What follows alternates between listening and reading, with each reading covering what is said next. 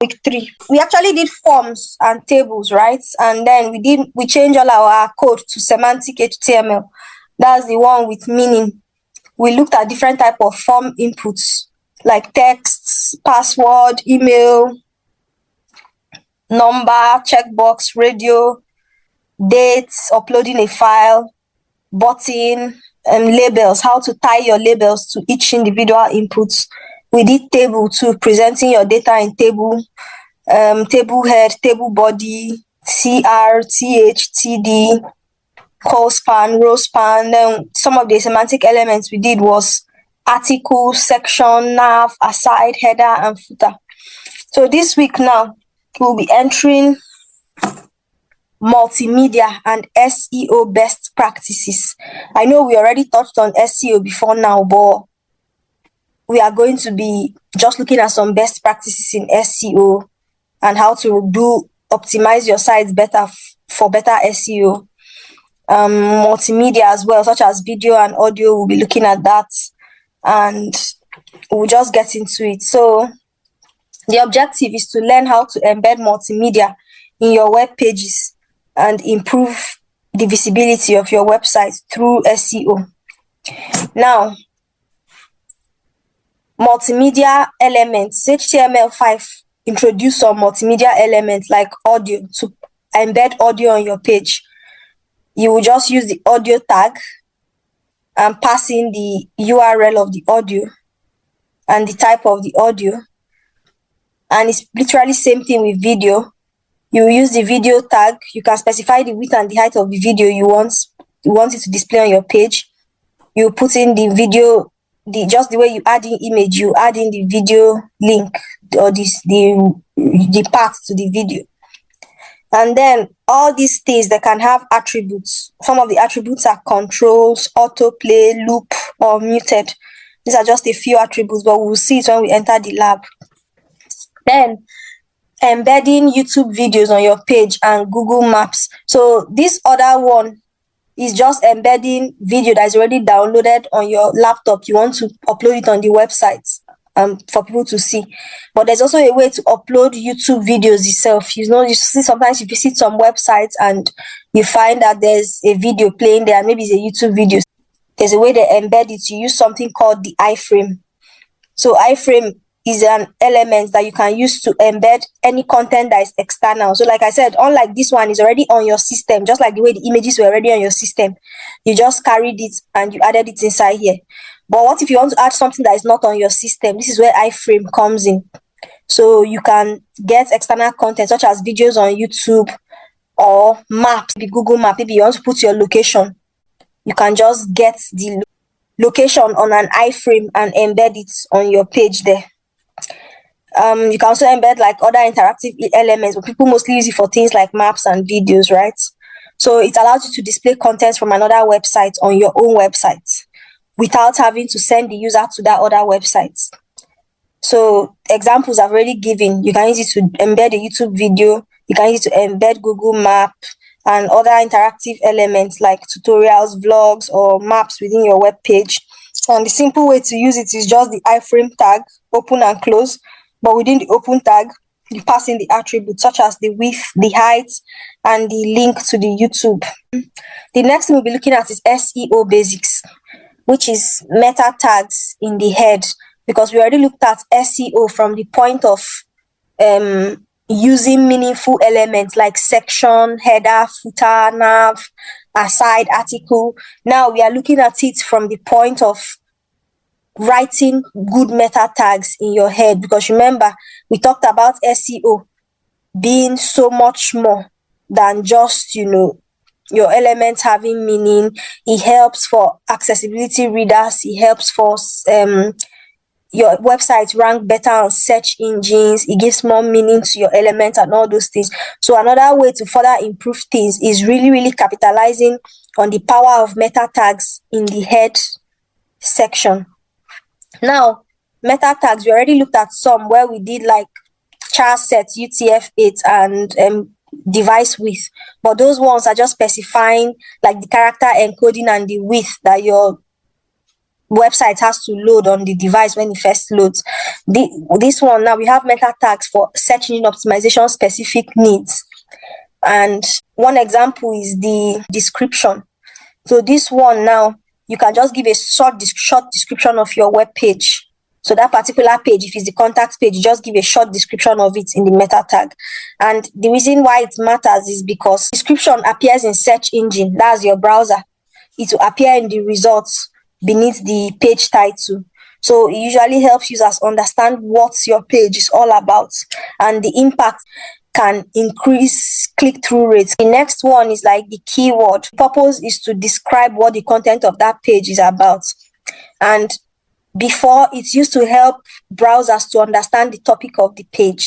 There's another one called robots. This one, basically, just think of your search engine crawlers, or they are called robots or search engine crawlers, which are like your browser crawlers. Just think of them like little inspectors that go around your website, exploring your website. When you pass in the name of robots and you pass in index and follow, you're just basically saying, okay, when you are inspecting my page, please, after inspecting, include this page in search results. When people come on Google and type something related to my page, just always include my page among the search results that will come out. Then follow as well.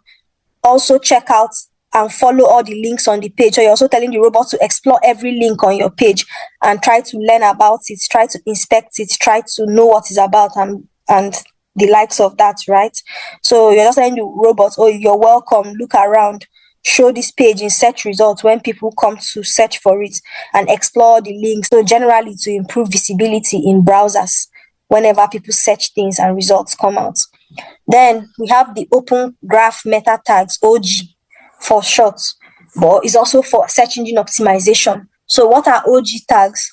OG tags are used to control how your contents appear when they are shared on social media platforms. So we have title, basically. What title is it going to carry? So the title that will be displayed in the preview on the social media post, this is what you're trying to set. Then we have description, the same thing. On social media, this description is going to show up as a summary of the page, the specific page, under the title. Then we have the image. So what image will the page used to be with the website be displayed with on social media, maybe like Facebook? What image do I want people to see? And it helps for search engine optimization too. Then Twitter has their specific one, the Twitter card. Then you can have the Twitter image, which is the image that will be displayed. Then you have the title, you have the description. So it's like pretty much similar to the other ones. It's just that this one is specific for Twitter. And the purpose of OG tags, again, is to control the display of your page when your page is shared on social media. Now, how OG meta tags work with other tags, other meta tags. So SEO meta tags, which are the ones we looked at before, which are like the keywords, description, robots, their work specifically is to help the visibility of your site on the browser, but they don't have anything to do with the social media part of things. It's just when people search for something related to what you do or what your site is about, how will your site rank? How will it come out on first page? Will it come out well in like the first results on the browser? That's what these things like keyword, description, and robots are for. Same thing, viewports, character sets is just for proper display, making sure that your site loads well on the first load. While the OG tags, they are now for social media. When your site is now shared on social media platforms, how will it render? So that's the difference between the meta tag for OG and the meta tag for just regular description, keywords, and robots. Now, as a recap, best practices. We talked about best practices for SEO, like try to use your H1 to H6 well. So usually they'll recommend only one H1 per page. Then structure your remaining H2 to H6 in hierarchy. So that means after putting like your primary H1, which is one time, then you use H2 for like main sections, H3 for subsections, and like that going down. But they have to follow each other in that hierarchy. So this structure will help users and search engines understand like relationships between different parts of your content. Now, image optimization for SEO. We talked about using compressed image. Okay, maybe we didn't talk about this, but this is a recommendation. Always try to use JPG or WebP images. Use alt attributes, very, very good for accessibility. Enable lazy loading for performance. You can set width and height, but the two most important is that alt and lazy loading when you are trying to render images on your web pages. Then using semantic elements. These are elements that have meaning. So we've highlighted on this in like for 2 weeks straight now about always using elements that have meanings versus elements that do not have meanings. Then this open graph, which is what we've just looked at today, and the Twitter meta tags. Some of the best practices for this one is that try to use images that already are online somewhere.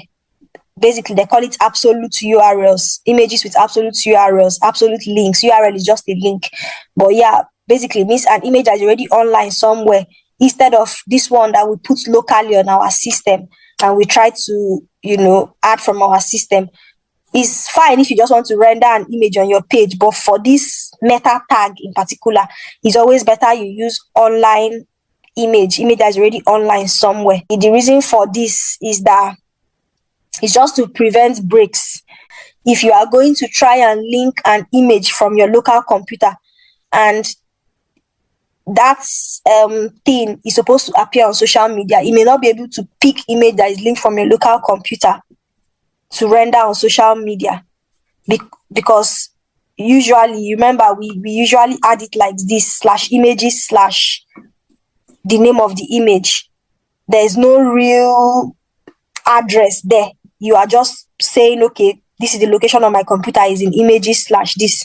That's it. But on social media may not be able to know around your computer. So it's always better to just use something online that social media can go and find online and pick and use for the image in that OG tag. That's the reason why it's better to use absolute URLs, not relative URLs. And then the images should be large enough. It's usually recommended to use 1200 by 630 pixels. And we are going to move into the practice section. We'll just be looking at how to add video or audio to the home page. We'll look at embedding a YouTube video using iframe. We'll look at adding our meta tags in the head, and then we'll look at open tags for graphs for social sharing. So we are not going to be looking at a lot today, but that brings us to the end of the practice. If anyone has any questions at this point, you can ask. Otherwise, I will keep going. Okay, let's move on to the lab sections. So for now, I'm just going to start by looking at the audio elements. So we are going to look at how to embed an audio on our page. We still have everything we've done here. I just want to start with the index.html. So let's try to see if we can embed audio on this page, on our home page. I will just put a comment here and just say adding background sound, right? And we are going to create its own section. I'll just use an H2 in here. I'll just call it relaxing nature sound. So it's a relaxing nature sound.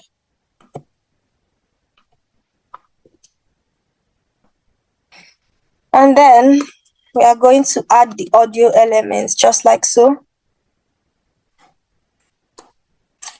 And we said we can use the controls attributes. This just simply adds all the controls we need, like pause, play, move back, move forward. You understand? So any controls that is typically on an audio setting or a video setting, this just adds that. Then you're going to add your source. I'll link the first audio, and it's in audio / I'll just link the first audio, odd one. and then you have to pass in the type. And as you can see, my own type is MP3. So I will say type is equal to audio/MP3. And then we have to put a fallback message in case someone is using like an outdated browser that doesn't support this audio tag yet. You can just say your browser does not support the audio elements, and you save. That's it. So your browser does not support the audio elements as a fallback message. And basically what we've just done, we've added a section for our audio, added our audio elements, linked the audio file in the source, and specified the type, which is an MP3, and added a fallback message. So we can actually go with index.html. You can see that we have our audio in here, and if you actually play it, we have the sound playing. So this is just how to embed audio, nice and easy. So next thing up, we are going to try to embed a video on our page. So I'm going to do the video one below the featured section, just so I don't like have audio video together in one place. So I will just call this video section. And I'm going to put it in its own section, right? And I want it to have an ID of other views. If you remember when we did this, you can add an ID on a particular section and then add it as a link in here, so that when you click on this link, you can jump to said section. So I'll give this its own title. Let's just call it a breathtaking view of the ocean tides. Let's call it that. And then, of course, the video tag.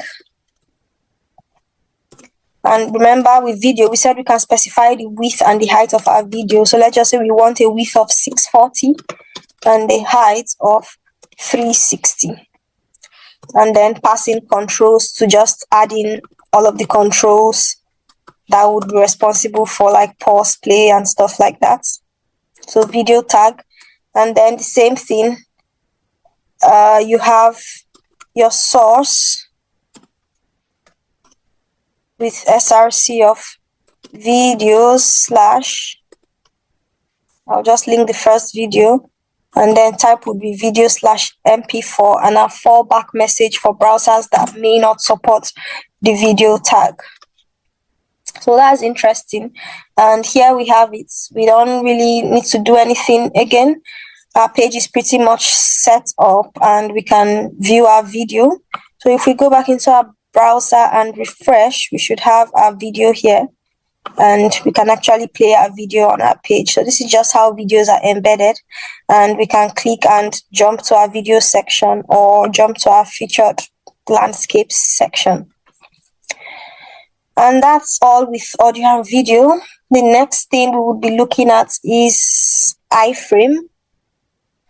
And so for iframe, I would like to create that in the contact page, so that we can add our location as an embedded map and maybe a YouTube video on the portfolio page, just to look at how iframe works.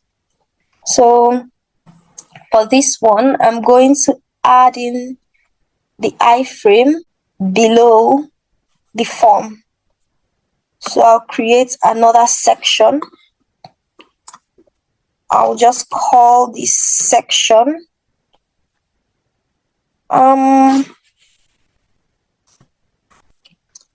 I'll give this section a heading with in an H2 with visit our location. Let's just put it this way. And now, how to get an iframe tag, the easiest and fastest way I would recommend is just going on Google, right? You go on Google just search for Google Maps and pick this first maps result. When you open Google Maps, you go into the search bar or the search inputs and you find the location of your store. So let's just say our location is Heathrow, London. Let's say this is where our store is. So I'll just pick this location, for example, Heathrow Airport. And then you click this share icon. And then you go to embed a map. So this would give you the full HTML tag, the full HTML code to embed the map, and you can just copy HTML. But even before you do that, you can pick whether you want it to be a smaller size, medium, large, or you specify your own custom size. For mine, I'll just leave it with the default medium and say copy HTML. So once you click copy, all you just have to do is take it and paste it in the section you want. In my case, I want it in here, the one we've just created, and you save. Once you save, you should be able to see the maps embedded in your page. So if I'm to refresh and visit my contact page, now we have our maps and the pinned location for our location, wherever yours might be. And you can then click and go there and do whatever you want to do. So really nice and easy, and that's all for embedding maps onto our page.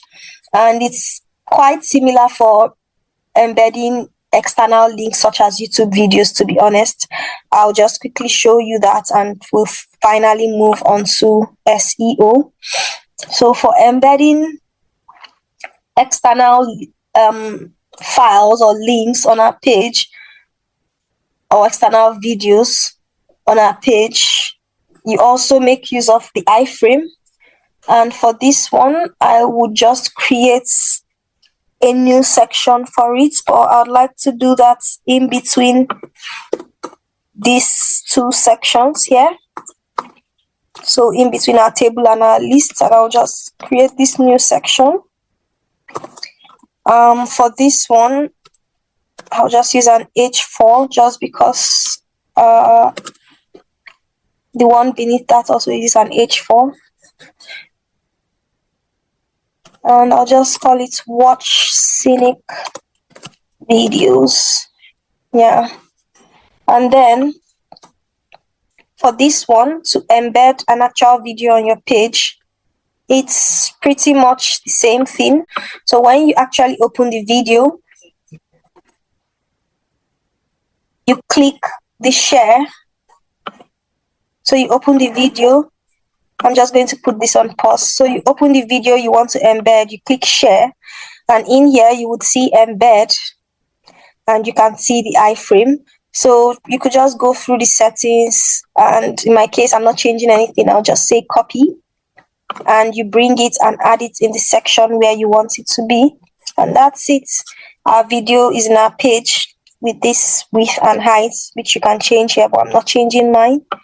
And if we went back into our website and clicked refresh, although we did this on portfolio, so if we go back into portfolio, and here we have our video, and it's just going to play just as normal. So this is all about embedding audio and video, and I hope this has made a whole lot of sense. Now let's take a look at the SEO and the best practices we talked about, specifically focusing on meta tags today. So one of the ones we talked about was like the general meta tag, where we said that these ones are the ones that actually, determine how our site performs or ranks on search engines, such as like description, keywords, or using robots. And it's quite straightforward and easy. So all we just have to do is the same way, enter your meta tag, and then for the name, we want to write out a description for our portfolio.html page, right? We are on portfolio now.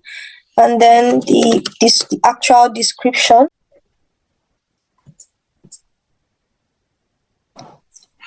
So I would just say, not discover, I'd say explore our portfolio of stunning. Yeah, the assistant is helping me, so yeah. So next we want to include some keywords, and the name of this one is for keywords, and some of the keywords we would like to include. So in this place you can include as much as you want, but let it be things that make sense and are actually, relevant to your page, what you do.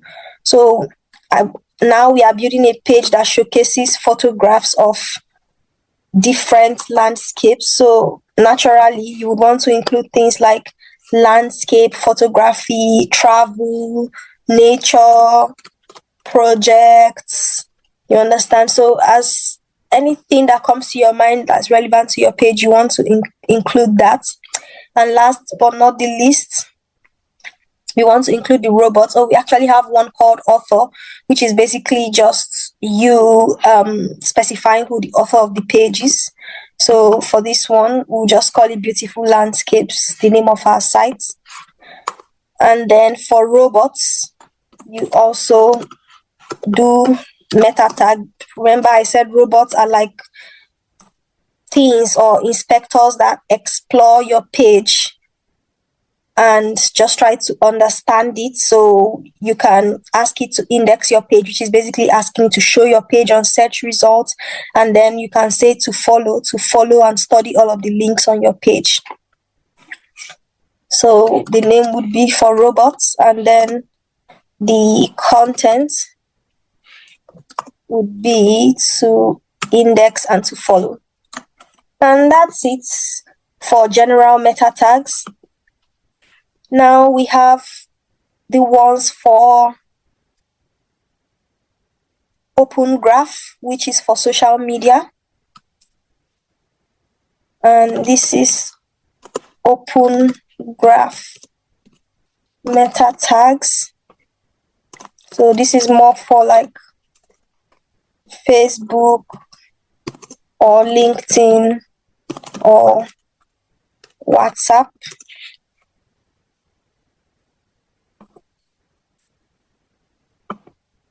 And now the same thing, meta, but we use the property keyword. So property, and it would be open graph title. So we want to write out the title of our page. Open graph title, OG column title, and then the content is literally the title of what we want. So for us, we want explore our portfolio. That's the title. And now we are going to do for description. So the property would carry description.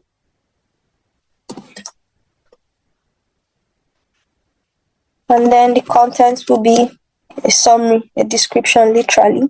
So explore a portfolio of stunning landscape. I'll just leave what the assistant gives me. And then we are going to do one for image.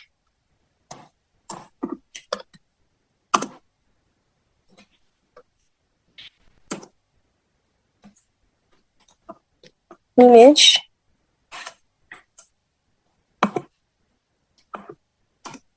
And the content for this, you have to pass in a URL. But remember, I said for meta tags, it's always better to pass in an image that already exists online somewhere, because that way you are sure that you always have access, or you are sure that the social media can always search for that image and have access to it. So instead of using images from your local system like the ones we added here, just find something online. And I can just show you quickly how to find something online. So if I were to type something like free images of nature, let's just say, this is just as an example now. This is not, of course, for your own, you should, if you're working for someone or you're working on a real site, you should have somewhere online where you already stored all of your images. And social media, any social media platform or your website should be able to access it. But let's just pretend, for example, that this is where we've stored all of our images, right? So let's say this is one image we've stored online. I could easily just copy the link of that image and, add it in here as the URL. And just for straightforwardness, I'll keep using this one just so I don't have to constantly go on the browser and copy images over and over again. So I'll just keep using this one for all meta tags. And that's it with the image. And then we have one for URL. I'll just close this quickly. Yeah. So we have one for the URL, and you guessed it, meta property would be OG URL, open graph URL, and the contents. And by the way, this URL just simply points to, this URL will just simply point to the name of the page you are working on, right?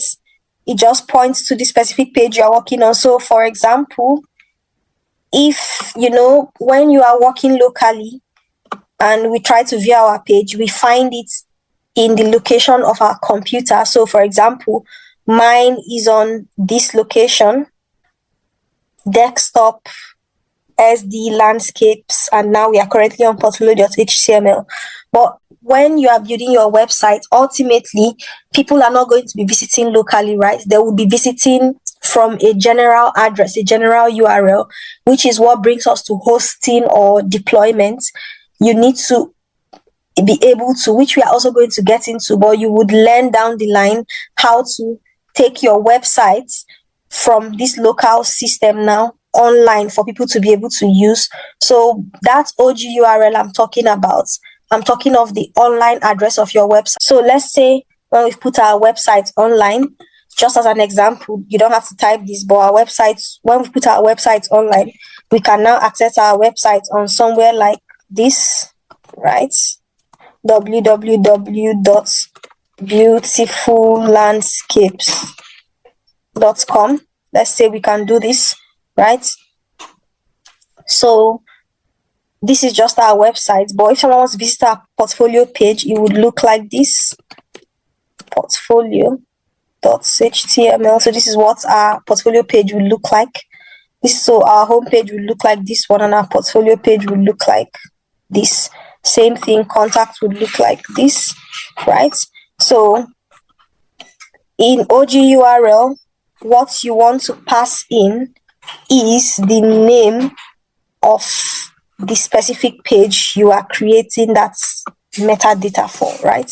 So now we are on portfolio page, which is why we pass in the portfolio page URL. And then finally, we just want to pass in the type of content this is, which is basically like a website's content. And then we want to pass in the name of our site. So for us, I'm just calling this site Beautiful Landscapes because that has been the name from the beginning. And that's it for our Open Graph meta tags.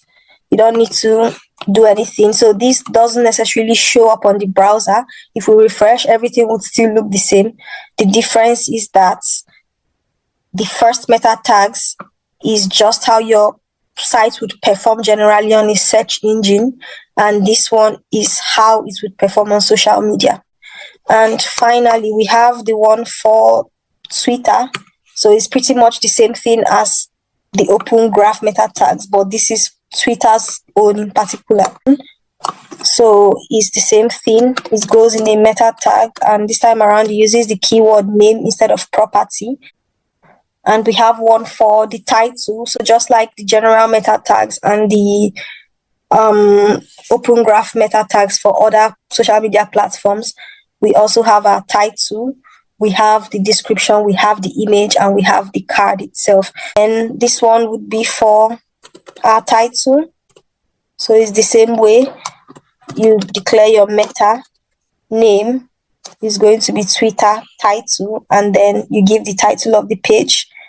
and then we do one for description, and name would be Twitter description. And then finally we do one for image, which is just going to be the same image I use. Now we can just copy all of this and replicate it on each page, because for each page you would have to create a meta tag so that that individual page would do well on the search engine, right? So for this one, this is our home page. So we would just say discover a breathtaking view of different landscapes. We'll just write something. Discover a collection of stunning landscapes showcasing breathtaking views from around the world. Yeah, that's fine. Then keywords, I'll just leave the keywords the same as the portfolio page. Same thing with the author and robots. And then for the open graph meta tags, this one would be our index page. So we have to take off the word portfolio from here. So it's going to be, I'll just say discover beautiful landscapes. Discover beautiful landscapes. And then for the description, I'll just let the assistants come up with something. Discover a collection of stunning. Yeah, it's fine. Can be the same description as the general one, to be honest. And the image would be the same shorter stock image. But in real life, ideally, you want to be using an image you want to see on social media, and that image should be sitting somewhere online. You just have to pass in the link, and that's it. And then the URL. Now we are on index page, so this should actually be the URL to our index page, right? So yeah. And then the type would be website, and the site name is the same thing, beautiful landscapes. And for the Twitter, I'll just call the title Discover Beautiful Landscapes, and the description as well. I can update the description to fit the other two, and the image, the same thing. So all of this would work together to ensure that our first SEO, our page will rank better on search engines when people search for stuff, especially if it's related to what we do. Second, on social media, when maybe our page is shared on social media, it's going to render very, very visually appealing, number one, but it's also going to do well SEO wise. And then for Twitter in particular, the last one is just for Twitter meta tags. Just as a recap, we've gone through videos, adding videos to our page. We've gone through adding audios to our page. We've also gone through embedding iframe on our page. That's adding Google Maps, like embedding maps on your page. We also looked at embedding external resources, like maybe a YouTube video on your page. And then we looked at the parts of search engine optimization, which we heavily talked about the meta tags today, from the general ones to the Twitter ones and the open graph ones for other social media platforms. And that's it. I just wanted to keep it really simple and light today, not try to overwhelm us. Hopefully next week we would be going into CSS fully this time around, but just have a look around, have a play around, watch the video, do the same thing I've done, try to embed the YouTube iframes and the maps and the audio and video controls. By the way, you can get the videos from the same place I sent you to get the images from. Remember, pexels.com. So if you go there, you can also download videos for free. And then if you have any audio on your laptop, or if you go online and just type free audios, you should be able to find a free audio to download just to practice your work. All right, we are running out of time already, but I will see you all in the next class. I would have asked questions, but if you have any questions for me, just leave it on the group and I would be able to answer from there. I'll see you all in the next session next week. Have a good day and bye.